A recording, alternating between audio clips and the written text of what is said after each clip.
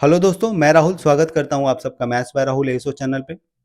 अपने previous year question की series में आज हमने लिया 25 सितंबर शिफ्ट 2 का पेपर और उम्मीद है ये सीरीज आप लोगों को पसंद आ रही है और यदि पसंद आ रही है तो वीडियो को ज़्यादा से ज़्यादा लाइक कीजिए, चैनल को सब्सक्राइब कीजिए और अपने दोस्तों के साथ भी शेयर कीजिए।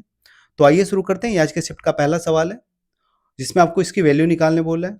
ठीक है, जब भी आप कोई सवाल पढ़िए ना तो सवाल पढ़ते के साथ एक बार उसके ऑप्शन को देख लीजिए।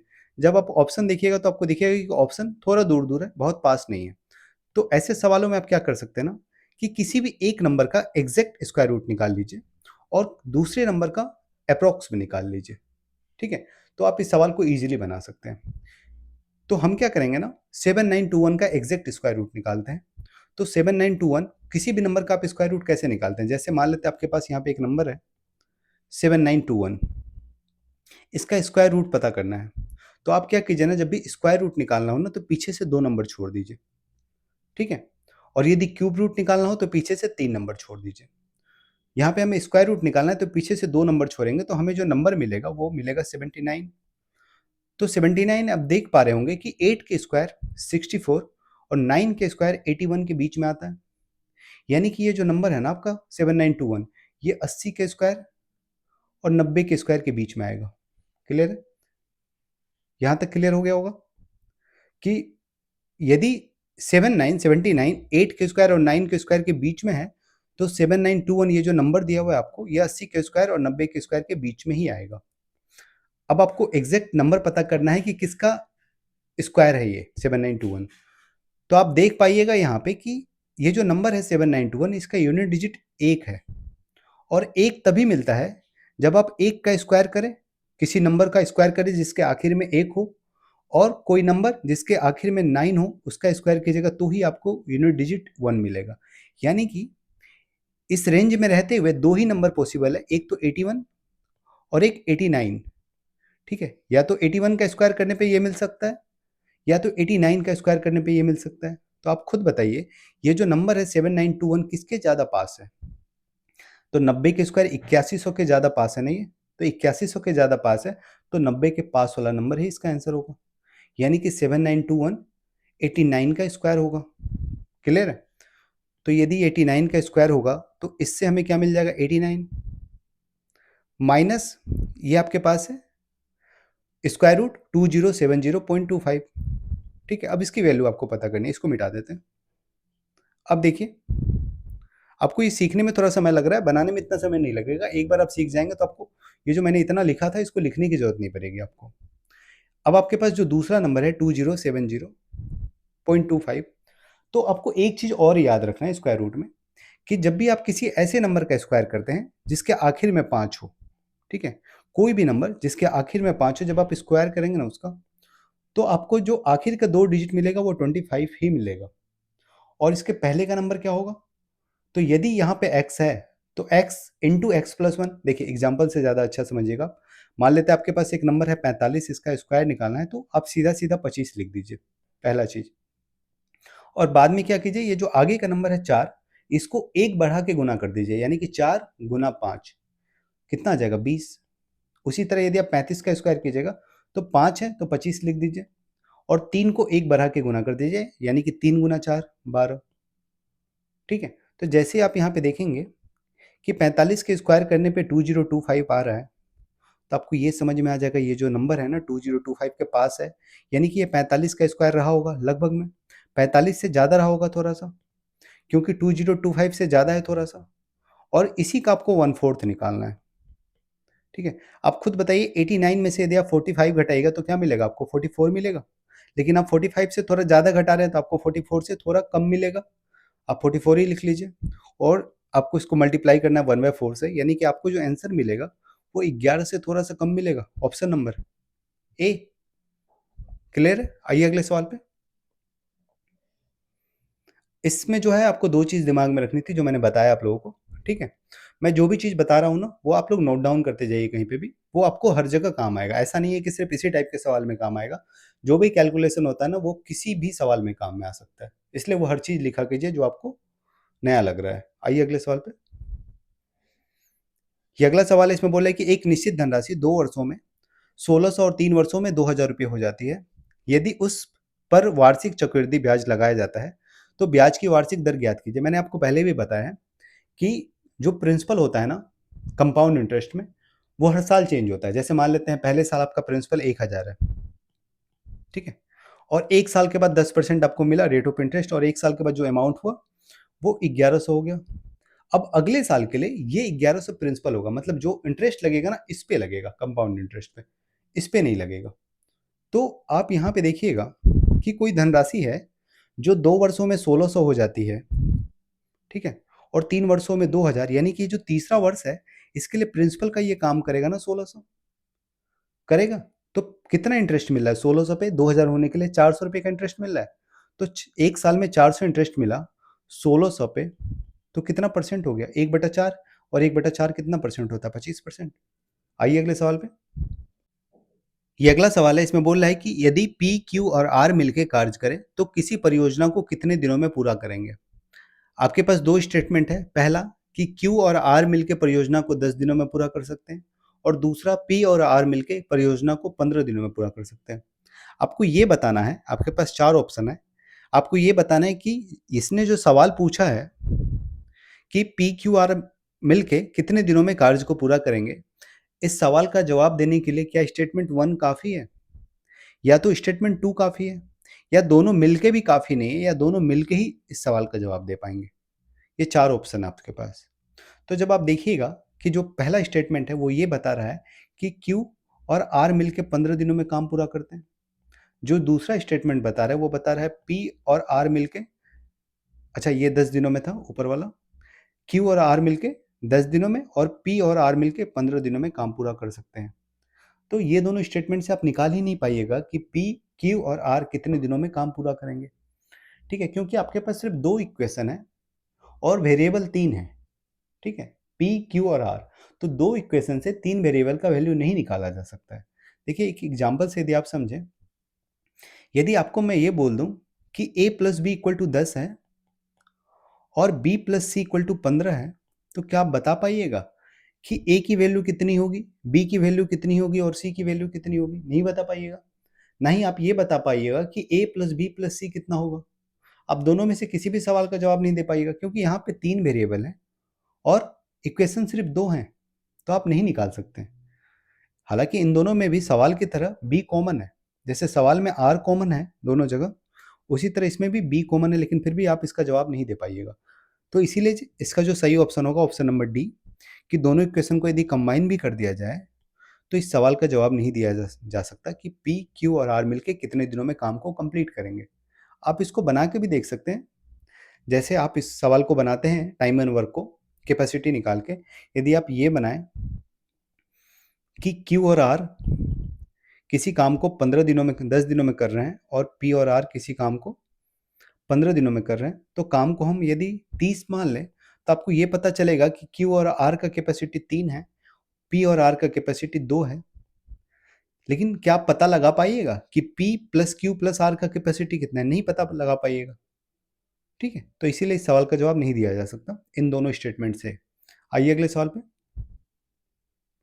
ये अगला सवाल इसमें बोला है कि 30 लीटर शुद्ध दूध से भरे एक पात्र में प्रत्येक बार 6 लीटर मिश्रण निकाल के उसकी जगह 6 लीटर पानी भरा जाता है। यह प्रक्रिया कुल 4 बार दोहराई जाती है, लगभग कितना लीटर शुद्ध दूध रहेगा, ठीक है। देखिए जब आप मिश्रण में से, जैसे आपके पास 30 लीटर दूध है, ठीक है, किसी कंटेनर में, थोड़ा सा समझिएगा आप लोग, इसमें यदि 30 लीटर दूध है और आपने से इसमें से 6 लीटर निकाला, तो 6 लीटर निकालने का मतलब है, एक सेकेंड, 30 लीटर मिल्क है इसमें से और आपने से इसमें 6 लीटर निकाला एक तरफ से, और एक तरफ से 6 लीटर डाला। तो आप पहले ये बताइए कि आपने 6 लीटर निकाला 30 लीटर में, तो कितना परसेंट निकाला? 6 निकाला 30 लीटर में, यानी कि 1/5 निकाला, और 1/5 का मतलब होता है 20% निकाला, ठीक है। आपने 20% निकाला और फिर 6 लीटर फिर से डाल दिया, यानी कि क्वांटिटी फिर से 30 लीटर हो गई। अलग बात है कि दूध की क्वांटिटी कम हो गई, क्योंकि आपने जो निकाला दूध और डाला पानी, सवाल में यही बोला है कि 6 लीटर मिश्रण निकाला और 6 लीटर पानी डाला। आप बार बार यही कर रहे हैं कि मिश्रण निकालना है और पानी डालना है, तो क्वांटिटी जो है दूध की वो चेंज होते जा रही है, पानी बढ़ते जा रहा है और दूध कम होते जा रहा है। तो जब भी आप देखिएगा कि पहले इसमें सिर्फ दूध हुआ करता था तो 20% निकल रहा था, ठीक है। आप 20% ही निकाल लें हर बार, क्योंकि हर बार 6 लीटर ही निकालना है और हर बार क्वांटिटी 30 लीटर मेंटेन रहता है। तो आप हर बार 30 लीटर में से 6 लीटर यानी कि 20% ही निकालना है। अब यदि दूध की क्वांटिटी इसमें 20 की जगह पे x लीटर भी हो, ठीक है, 30 लीटर की जगह पे यदि x लीटर भी हो और यदि आप इसका 20% निकालेंगे तो भी तो दूध 20% ही बाहर आएगा, भले दूध की क्वांटिटी कुछ भी रही हो मिश्रण में। ठीक है, मान लेते हैं कि आपने कोई मिश्रण है जिसमें A, B और C तीन तरह की चीजें है, एक 5 अनुपात में है, एक 3 अनुपात में है, एक 2 अनुपात में है। ठीक है, आप यदि इसमें से 20% निकालेंगे ना तो तीनों का 20% निकलेगा। ठीक है, उसी तरह जब आप दूध के मिश्रण में से 20% निकालेंगे तो उसमें से दूध भी 20% निकलेगा, चाहे दूध की क्वांटिटी कुछ भी हो। क्लियर है? तो इस टाइप के सवालों को आपको वैसे ऐसे ही बनाना है। आपको बस ये दिमाग में रखना है कि जब भी आप निकाल रहे हैं ना तो हर चीज़ का 20% निकलेगा। दूध कितना भी हो उसका 20% निकलेगा यदि आप टोटल क्वांटिटी का 20% निकाल रहे हैं तो यहाँ पे बोल रहा है कि इनिशियल में 30 लीटर दूध था, उसका आपने 20% निकाला यानी कि 1/5 निकाला, तो बचा कितना? 4/5। और आपने फिर से निकाला यानी कि ये दूध की क्वांटिटी हो गई, फिर से आपने 4/5 कर दिया इसका, फिर से आपने इसका 4/5 कर दिया, यानी कि आप जितनी बार निकालेंगे उतना 4/5 होता जाएगा दूध। तो आप सीधा सीधा ये लिख सकते हैं कि इनिशियल में दूध 30 लीटर था और आपने उसका 20% निकाल दिया यानी कि 80% छोड़ दिया, और ये प्रोसेस कब तक किया? 4 बार किया। तो सीधा सीधा ये आंसर हो जाएगा कि दूध की फाइनल क्वांटिटी कितनी होगी। तो जितनी बार आप निकालेंगे उतना पावर चढ़ा दीजिए इस पे। ठीक है, तो आप यहाँ से देखिए क्या आ जाएगा, 30 गुना 4 का पावर 4 यानी कि 16 का पावर 2, 256, और 5 का पावर 4 यानी कि 125, 5 पचे 25 का पावर 2, 625। यहाँ से काटिएगा तो 5 से 6 बार में और 5 से 125 बार में। अच्छा, ये 6 से लगभग में कट जाएगा 125, 6 गुना 2 12 और 1 अप्रोक्स मैंने काट दिया क्योंकि आंसर थोड़ा दूर है, कोई दिक्कत नहीं होगा। तो मैंने 21 से काटा तो 21 से 56 कटेगा, एक बार में 21 आ गया, 46 आ जाएगा, 12 पॉइंट समथिंग आएगा, और एक ही ऑप्शन है 12 पॉइंट समथिंग में, ऑप्शन नंबर सी। आइए अगले सवाल पे। ये अगला सवाल है, इसमें बोल रहा है कि एक दाता 8 लाख की राशि एक ट्रस्ट में जमा करता है जिस पे 10% वार्षिक साधारण ब्याज मिलता है। प्राप्त ब्याज का उपयोग प्रतिवर्ष 3 पुरस्कार देने में किया जाता है। यदि दूसरा और तीसरा पुरस्कार 35,000 और 20,000 का है तो पहले पुरस्कार की राशि कितनी होगी? ठीक है, तो जो ब्याज मिला उसी से पुरस्कार दिया गया। तो आप देख लीजिए 8 लाख का 10% कितना हो रहा है। 8 लाख का 10% होगा 80,000, और 80,000 का ही वो इस्तेमाल कर रहा है 3 पुरस्कार देने में। आप यहाँ से देखिए 35 प्लस 20 मिलके कितना हो गया? 55। 80 में 55 घटेगा यानी कि 25,000। तीसरा पुरस्कार कितने का आ गया? 25,000 का। आइए अगले सवाल पे। ये अगला सवाल इसमें बोल रहा है कि एक कार 132 किलोमीटर की दूरी 1 घंटे में तय करती है, उसी गति से 88 किलोमीटर की दूरी तय करने में कितना समय लगेगा? ठीक है, यानी कि इसका जो स्पीड है वो 132 किलोमीटर प्रति घंटा है। आपको पूछ रहा है कि 88 किलोमीटर की दूरी तय करने में कितना समय लगेगा, तो आप सीधा सीधा इसको ये कर दीजिए, 88 डिवाइडेड बाई 132, इतना ही घंटा लगेगा। लेकिन चूंकि आंसर मिनट में ऑप्शन, तो इसको 60 से गुना कर देंगे। ये 22 से कट जाएगा 4 बार में, और ये 22 से कट जाएगा 6 बार में।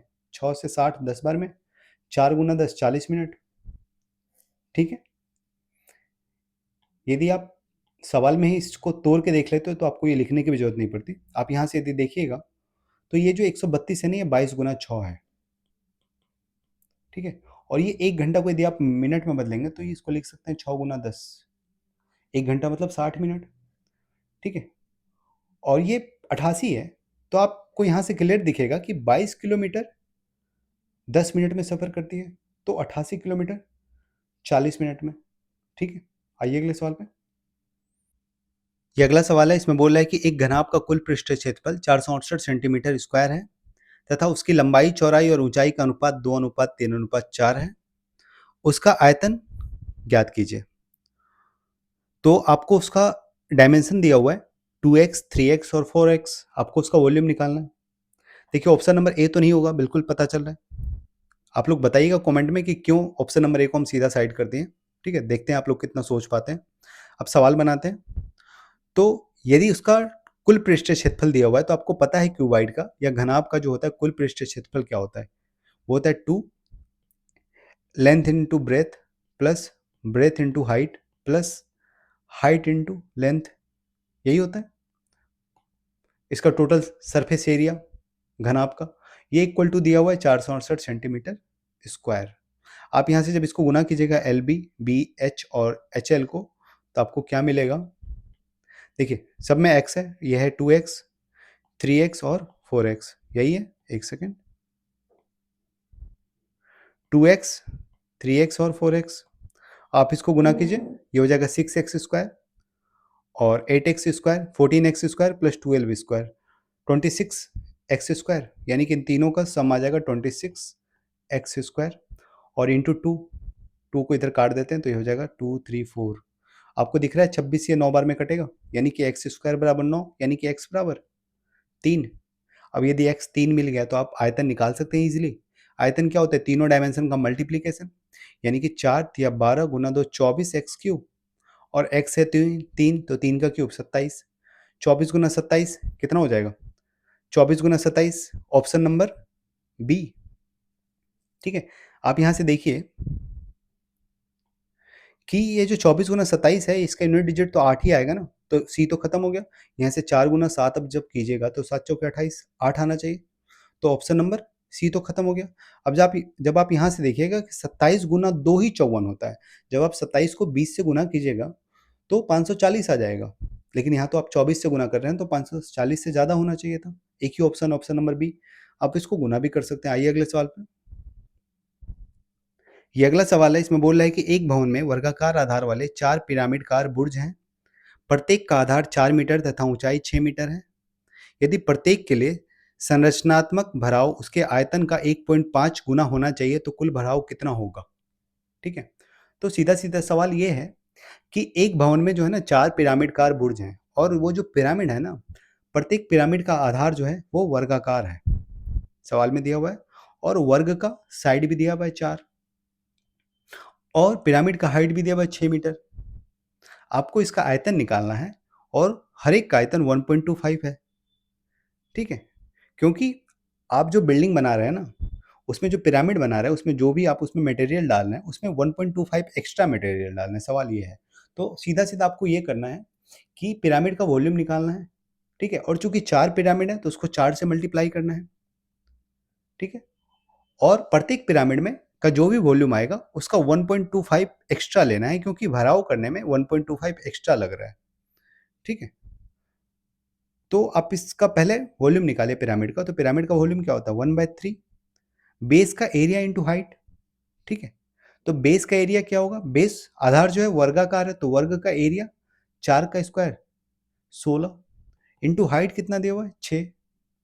ये आ गया आपका एक पिरामिड का आयतन, और ऐसे ऐसे 4 पिरामिड है तो 4 से गुना कर दिया, और हर एक पिरामिड में जो वॉल्यूम है उससे 1.25 पे एक्स्ट्रा लग रहा है, मतलब उसका 1.25 गुना उसको फिलिंग करने में जा रहा है, तो इसको 1.25 से मल्टीप्लाई कर देंगे। ठीक है, बस यही आपका आंसर है। तो जब आप 1.25 से 4 को मल्टीप्लाई कीजिएगा तो 5 हो जाएगा। ठीक है, और 6 5 30 हो जाएगा। 30 को जब 3 से काटेगा तो 10, और 16 गुना 10 160। ठीक है, बस कैलकुलेशन है। आइए अगले सवाल पे। ये अगला सवाल है, इसमें बोला है कि एक व्यक्ति अपनी आय का 70% खर्च करता है, उसकी आय में 10% तथा उसके व्यय में 5% की वृद्धि हो जाती है, उसकी बचत में कितने प्रतिशत की वृद्धि होगी? ठीक है, एक आदमी है, मान लेते हैं उसका आय जो है वो 100 है, उसने 100 में से, सवाल में दिया हुआ है कि यदि उसका इनकम 100 है तो वो जो खर्च कर रहा है एक्सपेंडिचर वो 70 है, 70% खर्च खर्च कर रहा है, तो बचा कितना रहा होगा? 30। बोला कि उसकी आय में 10% बढ़ गया, यानी कि 100 से बढ़ के आय 110 हो गया, और उसका खर्च जो है वो 5% से बढ़ गया, यानी कि 70 का 5% 3.5, तो खर्च बढ़ के हो गया 73.5। आप खुद बताइए, 110 यदि कमा रहा है और 73.5 खर्च कर रहा है तो बचा कितना रहा होगा? 36.5। ठीक है, इन दोनों को जोड़ के 110 मिल जाएगा। तो आप देखिए उसका सेविंग कितना बढ़ गया, 30 से बढ़ के 36.5 हो गया, यानी कि 6.5 बढ़ गया, 6.5 बढ़ गया 30 पे, कितना परसेंट बढ़ा? तो परसेंट निकालने के लिए 100 से गुना कीजिए, 0000, यह गया 65/3 यानी कि 21 पॉइंट समथिंग, ऑप्शन नंबर ए। आइए अगले सवाल पे। ये अगला सवाल है, इसमें बोल रहा है कि एक बल्लेबाज का 20 पारियों का औसत स्कोर 42 है। यदि उसका सर्वाधिक स्कोर 120 हटा दिया जाए तो नया औसत स्कोर कितना होगा? देखिए, उसने 20 पारियों का जो उसका औसत था वो 42 था, तो उसने 20 पारियों तक कितना स्कोर किया होगा? 20 गुना 42, ठीक है। और उसका एक पारी का स्कोर 120 हटा दिया गया, तो ये जो टोटल आया ये 19 पारी का आया, तो एवरेज निकालने के लिए 19 से डिवाइड कर देंगे। आपको एवरेज निकालना 19 पारियों का, नया औसत निकालना है, तो यहाँ से आ जाएगा 840 माइनस 120, 720/19, ठीक है। और यदि आप लोग 720/19 को डिवाइड कर रहे हैं तो आप लोग बहुत लेंदी कैलकुलेशन कर रहे हैं। आप सीधा सीधा ये देख सकते हैं कि यदि 720 के जगह पे ये 760 होता तो 4 से सीधा सीधा कट जाता ना, ठीक है। मतलब 40 आ जाता, 19 चौके 76। लेकिन यहाँ पे 760 नहीं है, उससे 40 कम है, ठीक है। तो आप सीधा 40 लिखिए आंसर में और माइनस कीजिए 40/19 को, समझ रहे हैं? आप सीधा इस चीज़ को लिख सकते हैं और इसमें जब आप ऐसा करने सीख जाएंगे ना तो आपको 40 लिखने की जरूरत ही नहीं पड़ेगी।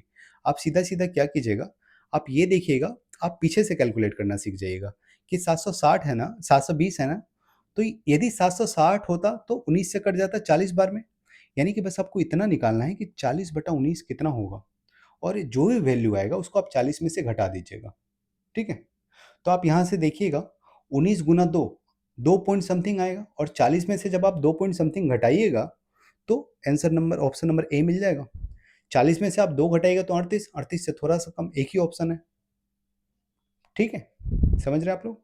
मैंने बस ये किया ना, एक सेकेंड, मैंने बस ये किया कि इस 720 को लिख लिया 760/19 और माइनस में 40/19, कोई दिक्कत नहीं है। इसकी वैल्यू तो हमें पता है 40, ठीक है। और जब आपको इसकी वैल्यू पता होगी ना तो आपको ये लिखने की जरूरत नहीं पड़ेगी, आप सीधा सीधा 720/19 को सीधा आप लिखिएगा 40/19, ठीक है। और इसका जो भी वैल्यू आएगा उसको आप 40 में से घटा दीजिएगा, ठीक है। तो 40/19 यानी कि 2 पॉइंट समथिंग, और 40 में से 2 पॉइंट समथिंग घटाइएगा तो ऑप्शन नंबर ए, ठीक है। आइए अगले सवाल पे। ये अगला सवाल है, इसमें बोल रहा है कि एक माइक्रोवेव का अंकित मूल्य 5000 है, दुकानदार उस पर 18% की छूट देता है, माइक्रोवेव का विक्रय मूल्य कितना होगा? तो 5000 पे 18% की छूट यानी कि 18 पंचे 90, 900 रुपये का छूट, ऑप्शन नंबर ए। आइए अगले सवाल पे। ये अगला सवाल है, इसमें बोला है कि 3 संकेंद्रीय वृत्तों की त्रिज्या समांतर श्रेणी में है। यदि सबसे छोटे वृत्त की त्रिज्या 7 सेंटीमीटर तथा सबसे बड़े वृत्त की त्रिज्या 21 सेंटीमीटर है, तो बीच वाले वृत्त की त्रिज्या ज्ञात कीजिए। देखिए, जब भी चीजें समांतर श्रेणी में होती है ना तो मतलब सेम डिफरेंस से चीजें बढ़ रही है, ठीक है। और समांतर श्रेणी में जब भी आप किसी 3 नंबर को पकड़ते हैं, जैसे यहाँ पे यदि 7 है सबसे छोटे वृत्त की त्रिज्या, इसके बाद एक और त्रिज्या है, फिर सबसे बड़े वृत्त की त्रिज्या 21 है, तो जो पहला और तीसरे का जो एवरेज होगा ना वो बीच में आता है। सीधा सीधा ये बोल सकते हैं कि यदि आपके पास ए, बी और सी 3 नंबर एपी में हो ना, अरिथमेटिक प्रोग्रेशन में, तो आप बोल सकते हैं कि बी जो होता है ना ये ए और सी का एवरेज होता है, ठीक है। तो यहाँ पे भी जो बीच में संख्या होगी 7 और 21 के, वो 7 और 21 का एवरेज होगा, यानी कि 21 + 7 28/2, 14, यानी कि जो बीच वाला वृत्त होगा उसका त्रिज्या कितना होगा? 14, ऑप्शन नंबर डी। आइए अगले सवाल पे।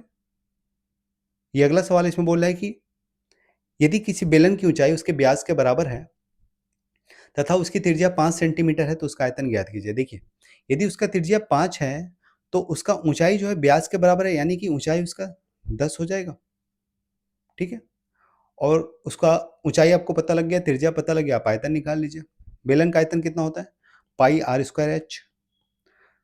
पाई को पाई ही रहने दीजिए क्योंकि ऑप्शन में सारी जगह पाई है। आर स्क्वायर, 5 का स्क्वायर 25 और एच 10 यानी कि 250 पाई।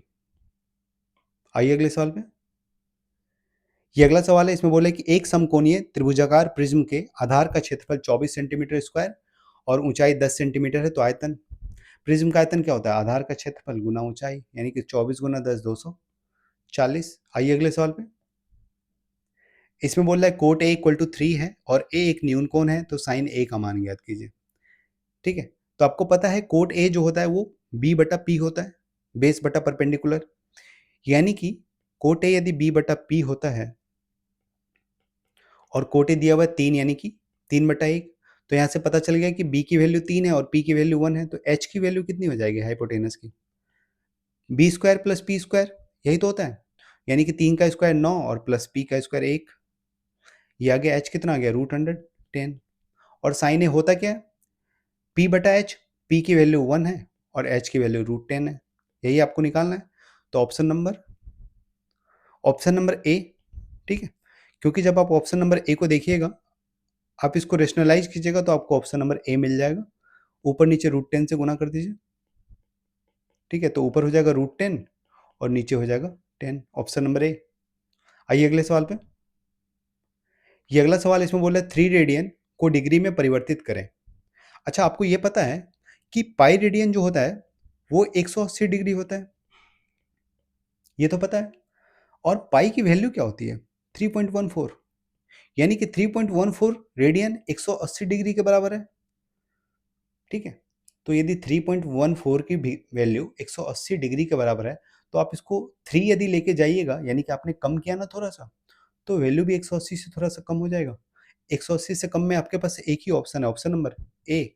आपको 3 रेडियन का वैल्यू निकालना था, तो 180 से थोड़ा सा कम होगा। आइए अगले सवाल में। देखिए, सवाल में जब ऑप्शन इतने अच्छे दे रखे हो ना कि आपको कैलकुलेट ही ना करना पड़े, तो आप क्यों कैलकुलेट करने जाइएगा जबरदस्ती? आपके पास टाइम तो बहुत नहीं है। आपको सिर्फ 15 मिनट में 25 सवाल बनाना है, तो आपको अपने कैलकुलेशन पे काम करना है। मैं बार बार बताता हूँ आप लोगों को। तो छोटी छोटी चीज़ों से कैलकुलेशन स्पीड बढ़ता है, ठीक है। आइए अगले सवाल पे। यहाँ पे बोल रहा है sine A equal to cos B है और ए प्लस बी दोनों न्यून कोण है, तो ए प्लस बी का मान निकालना है आपको। मैंने बहुत बार बताया कि जब भी साइन ए बराबर कोस बी हो, ठीक है, तो A plus B equal to 90 degree होता है, ठीक है। साइन ए बराबर कोस बी हो या तो टेन ए बराबर कोट बी हो, वहां भी ए प्लस बी 90 होता है। आइए अगले सवाल में। ये अगला सवाल है, इसमें बोल रहा है कि एक पंचभुज के आंतरिक कोण क्रमशः x, x+10, x+20, x+30 और x+40 है। तो सबसे छोटे कोण का मान ज्ञात ज्ञात कीजिए, यानी कि x की वैल्यू निकालिए, क्योंकि सबसे छोटा कोण x ही है, ठीक है। तो मैंने आप लोगों को बताया था कि जो पंचभुज का टोटल आंतरिक कोण होता है वो 540 होता है, ठीक है। और मैंने ये भी बताया था कि आप इसको कैसे निकाल सकते हैं। यदि आप लोगों ने नहीं देखा है तो देख लीजिएगा पुराने शिफ्ट के वीडियो में। तो पंचभुज का यदि पांचों कोण 540 होता है, पांचों कोण का सम, टोटल आंतरिक कोण का सम 540 होता है, यानी कि इन पांचों को जोड़ के 540 मिलना चाहिए।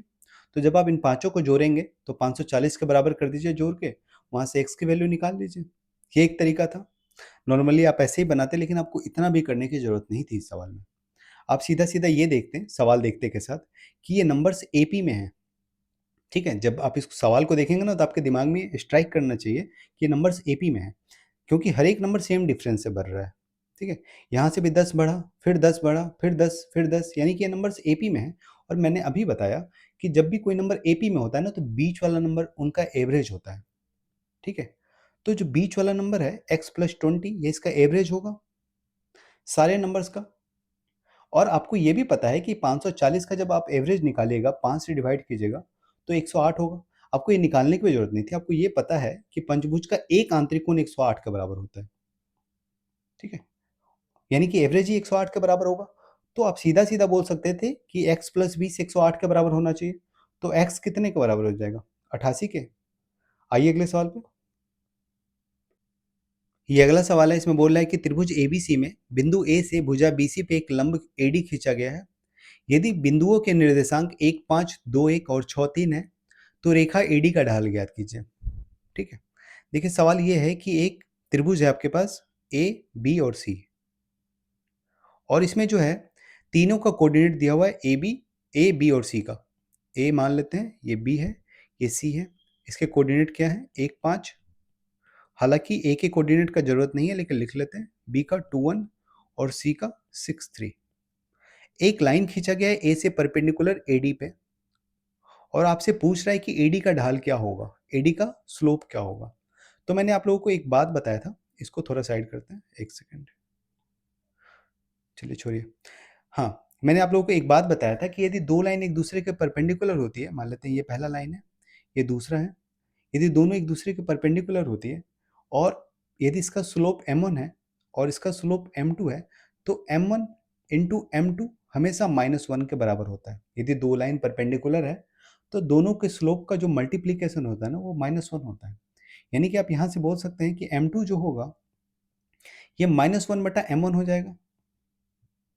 ठीक है, आप यहाँ से देखिएगा m2 कितना हो जाएगा, -1/m1 हो जाएगा। ठीक है, तो इसी चीज़ का हम लोग यूज़ करेंगे इस सवाल में। यहाँ जब आप देखिएगा कि आपके पास AD लाइन BC के परपेंडिकुलर है, तो यदि आप BC का स्लोप निकाल लें किसी तरह से, तो AD का स्लोप निकाल लीजिएगा, तो BC का स्लोप आप निकाल सकते हैं, इसको मिटाते हैं। देखिए, ये दोनों लाइन एक दूसरे के परपेंडिकुलर है, तो यदि आप BC का स्लोप निकाल लें यानी कि m1 निकाल लें, तो आप इसका भी स्लोप निकाल लीजिएगा, क्योंकि दोनों परपेंडिकुलर है। तो आपको पता है m1 कैसे निकालते हैं। ठीक है, दो पॉइंट यदि दिया हो और उससे कोई लाइन गुजरती हो, तो लाइन का स्लोप क्या होता है, y2 माइनस y1 बटा x2 माइनस x1। तो y2 यानी कि 3 माइनस 1 2 बटा 6 माइनस 2 4, इसका स्लोप आ गया 1/2। यदि m1 1/2 आया, तो m2 कितना हो जाएगा, -2 हो जाएगा। तभी तो आप इन दोनों को गुना कीजिएगा तो -1 आ जाएगा। ऑप्शन नंबर बी, AD का स्लोप कितना आ गया, -2। आइए अगले सवाल पे। ये अगला सवाल है, इसमें बोल रहा है कि त्रिभुज PQR के शीर्ष PQ और R, इनका कोऑर्डिनेट दे रखा है 11 41 और 15। त्रिभुज STU के शीर्ष ST और U, इनका भी कोऑर्डिनेट दे रखा है 62 92 और 66। क्या ये दोनों त्रिभुज सर्वांगसम है, आपसे पूछ रहा है। तो देखिए, ये सर्वांगसम हो भी सकते हैं और नहीं भी हो सकते, और यदि होंगे तो ये हमेशा साइड साइड साइड कॉन्ग्रुएंसी होगा। ठीक है, ऑप्शन नंबर ए। और यदि नहीं होगा तो नहीं होगा। ठीक है, ये साइड साइड साइड ही क्यों होगा, तो जब भी दो ट्रायंगल के आपको कोऑर्डिनेट दे रखे हो और कुछ नहीं दिया हो, ये नहीं लिखा हो कि राइट एंगल ट्रायंगल है, या तो कोई एंगल की वैल्यू ना दे रखी हो, तो ये कॉन्ग्रुएंसी जब भी होता है ना, ये साइड साइड साइड कॉन्ग्रुएंसी होता है। यदि ट्रायंगल के दो ट्रायंगल के सिर्फ कोऑर्डिनेट दे रखे हो और कुछ नहीं दिया हो, तो वो जो यदि कॉन्ग्रुएंट होगा तो वो साइड साइड साइड कॉन्ग्रुएंट ही होगा। इसके पीछे रीजन ये है कि आप कोऑर्डिनेट से लेंथ ही तो निकाल सकते हैं। ठीक है, यदि कोई ट्रायंगल है, इसके तीनों कोऑर्डिनेट दे रखे हैं, तो आप इसे ट्रायंगल का लेंथ ही तो निकाल सकते हैं इसके साइड का। तो साइड का लेंथ यदि निकाल के आप कंपेयर कीजिएगा, तो साइड साइड साइड ही कॉन्ग्रुएंसी होगा। ठीक है, तो सीधा सीधा आप लोग ये दिमाग में रखिएगा, यदि ट्रायंगल के तीनों कोऑर्डिनेट दे रखे हैं दोनों ट्रायंगल के, तो हाई चांसेस है कि यदि कॉन्ग्रुएंट होगा तो साइड साइड साइड कॉन्ग्रुएंसी होगा, और यदि नहीं होगा तो नहीं होगा। तो इसके दो ही ऑप्शन पॉसिबल है, या तो ऑप्शन नंबर ए या तो ऑप्शन नंबर डी। अब आप इसको कैसे चेक कीजिएगा, तो यदि आपके पास दो ट्रायंगल के कोऑर्डिनेट दिए हो ना, तो इसको बनाने का सबसे अच्छा तरीका मैं आप लोगों को बता रहा हूँ। ठीक है, सबसे पहले समझिए हल्का सा कि यदि एक नंबर लाइन पे, ये कोई नंबर लाइन है, इसमें मैं दो ट्रायंगल बनाऊं। ठीक है, एक हो गया PQR, और एक सेकंड, इसी ट्रायंगल को मैंने कॉपी किया और यहाँ पेस्ट किया। तो इसका मतलब ये हुआ कि ये दोनों ट्रायंगल, यदि कॉपी पेस्ट हुआ है तो दोनों ट्रायंगल सर्वांगसम होंगे। मतलब सर्वांगसम का मतलब होता है एक ही टाइप के ट्रायंगल, मतलब उनका डायमेंशन बराबर हो। ठीक है, दोनों एक दूसरे की कॉपी हो। तो यदि ट्रायंगल सर्वांगसम है और मैं उनका कोऑर्डिनेट, एक भी कोऑर्डिनेट बराबर करना चाहूँ, जैसे यहाँ पे P है, Q है और R है, और जो दूसरा ट्रायंगल है वो है S T और U। ठीक है, ST और ये हो गया U। अब देखिए, यदि मैं इसके P कोऑर्डिनेट को बराबर करना चाहूँ, मान लेते हैं ये P है, और S से बराबर करना चाहूँ, मतलब P को यदि S पे रखना चाहूँ, तो ये पूरा का पूरा ट्रायंगल ही कवर हो जाएगा। मतलब तीनों पॉइंट एक दूसरे पे बैठ जाएंगे। P को जैसे मैंने S पे बैठाया, आप देखिएगा कि Q भी T पे बैठ गया और U भी R पे बैठ गया ना। तो दोनों ट्रायंगल के तीनों पॉइंट बराबर हो गए। तो इसके मेरे कहने का मतलब ये है कि जब भी आपको ऐसा सवाल दिया रहे ना, तो आप क्या कीजिए कि दो ट्रायंगल, दो कोऑर्डिनेट दिए हुए हैं ना, तो किसी भी एक कोऑर्डिनेट को आप बराबर बनाइए। जैसे यहाँ पे P11 है, और यदि आप S को 11 बनाएंगे, और यदि आप जैसे ही P को S के बराबर बनाना चाहें, S को P के बराबर बनाना चाहें, तो बाकी के कोऑर्डिनेट यदि ऑटोमेटिक बराबर हो जाता है, तो ये दोनों ट्रायंगल कॉन्ग्रुएंट होंगे। कहने का मतलब ये है कि यहाँ पे P की वैल्यू क्या है, 11 है। ठीक है, अब मैं क्या करता हूँ, S को भी 11 बनाता हूँ। तो S को 11 बनाने के लिए इसमें से -5 और -1 करना होगा, तो ये 11 बन जाएगा। 6 - 5 1 और 2 - 1 1। तो मैंने क्या किया, S को P के बराबर बनाना चाहा, तो इसमें से -5 और -1 किया मैंने। तो तीनों कोऑर्डिनेट से -5 और -1 कर दीजिए। -5, -1, -5 और -1। यदि ये करने से आपने सिर्फ पी को एस को पी के बराबर बनाना चाहा और ऐसा करने से यदि बाकी के 2 पॉइंट भी बराबर हो जाते हैं, तो ये ट्रायंगल जो है ना दोनों कॉन्ग्रुएंट होगी। आप चेक कीजिए, जब आप 9 में से 5 घटाइएगा, 1 सेकंड, 9 में से 5 घटाइएगा तो 4 मिलेगा और 2 में से 1 घटाइएगा तो 1 मिलेगा। ये 4 1 के बराबर हो गया। दूसरा पॉइंट भी बराबर हो गया। तीसरा देखिए, 6 में से 5 घटाइएगा तो 1 आएगा और 6 में से 1 घटाइएगा तो 5 आएगा। ये आर के बराबर हो गया। मतलब आपने एक पॉइंट को बराबर करना चाहा तो तीनों पॉइंट बराबर हो गया, यानी कि ये दोनों ट्रायंगल कॉन्ग्रुएंट होंगे। ऑप्शन नंबर ए, ठीक है, यानी कि ये कॉन्ग्रुएंट होगा और कॉन्ग्रुएंट होगा तो कौन सा कॉन्ग्रुएंसी होगा? Side side side congruency, option number ए, ठीक है। आइए अगले सवाल पे। ये अगला सवाल है, इसको सिंप्लीफाई करने बोल रहे हैं, बहुत ही आसान है। जब √3 को √12 से गुना कीजिएगा तो √36 हो जाएगा और √36 होता क्या है? 6। √3 को 27 से गुना कीजिएगा तो √81 हो जाएगा। √81 होता क्या है? 9। तो 6 - 9 -3। इसमें बोला यदि कोई जीवा केंद्र पे 75 डिग्री का कोण बनाती है तो उसी जीवा द्वारा उसी ओर परिधि पे बनाया गया कोण कितना होगा? ठीक है, यदि कोई जीवा केंद्र पे 75 बना रही है तो उसी तरफ परिधि पे मैंने बताया था उसका आधा बनाएगी, 37.5। ये अगला सवाल है, इसमें बोला है कि 6 सेंटीमीटर त्रिज्या वाले वृत्त में एक जीवा केंद्र पे 120 डिग्री का कोण बनाती है। उस जीवा द्वारा निर्मित वृत्तखंड का क्षेत्रफल ज्ञात कीजिए, मतलब सेगमेंट का। और जब भी नहीं लिखा हो मेजर या माइनर सेगमेंट तो आप लोग माइनर सेगमेंट मान के चलिएगा। मतलब यदि एक सर्कल है और इसमें यदि हम एक जीवा खींचे, ए बी मान लेते हैं, ए बी मैंने कोई जीवा खींचा तो आप देखिए ए बी जीवा ने ना सर्कल को दो पार्ट में बांटा है, ठीक है। एक ये ऊपर वाला जिसको मेजर सेगमेंट बोलते हैं और ये नीचे वाला जिसको माइनर सेगमेंट बोलते हैं। तो जब भी सवाल में नहीं दिया है कि कौन सा एरिया निकालना है, मेजर या माइनर, तो आप लोग माइनर ही मानिएगा, मतलब छोटे वाले हिस्से का एरिया आपको निकालने बोल रहा है, ठीक है। तो ये आप निकालेंगे कैसे, मैंने बताया है पहले भी इस टाइप के सवाल को। इसके लिए आपको जो सेक्टर का एरिया होता है उसमें ट्रायंगल का एरिया माइनस करना होता है। जैसे बोल रहा है कि ए बी जो है वो सेंटर के साथ 120 डिग्री का एंगल बनाती है, यानी कि ये जो एंगल है ये 120 डिग्री है, ठीक है। और यदि सेंटर को ओ मान लें तो आपको रेडियस भी दे रखा है सवाल में 6, यानी कि ये भी 6 हो जाएगा और ये भी 6 हो जाएगा। आपको सेक्टर सेगमेंट का एरिया निकालना है, जो मैंने कलर किया हुआ उसका एरिया निकालना है। तो उसका एरिया क्या होगा?